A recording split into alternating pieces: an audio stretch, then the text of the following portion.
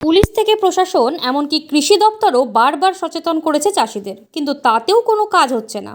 গম কেটে নেওয়ার পর জমি পরিষ্কার করতে নাড়ায় আগুন লাগাচ্ছে তারা, আর তাতেই নেমে আসছে ভয়ঙ্কর বিপদ। জমিতে থাকা গমে সেই আগুন ছড়িয়ে বিঘের পর বিঘে জমির গম নষ্ট হচ্ছে আগুনে পুড়ে, আর পরিস্থিতি সামাল দিতে গিয়ে হিমশিম খেতে হচ্ছে দমকল কর্মীদের। দিন কয়েক আগে ডোমকলের কুচিয়ামোড় এলাকায় এভাবেই আগুন লেগে বিঘার পর বিঘা জমির গম নষ্ট হয়ে গিয়েছে। ছয়ঘড়ি এলাকাতেও একইভাবে পুড়েছে গম। রবিবার ডোমকলের রঘুনাথপুর এলাকায় আগুন লেগে পড়ল বেশ কয়েক বিঘা জমির গম।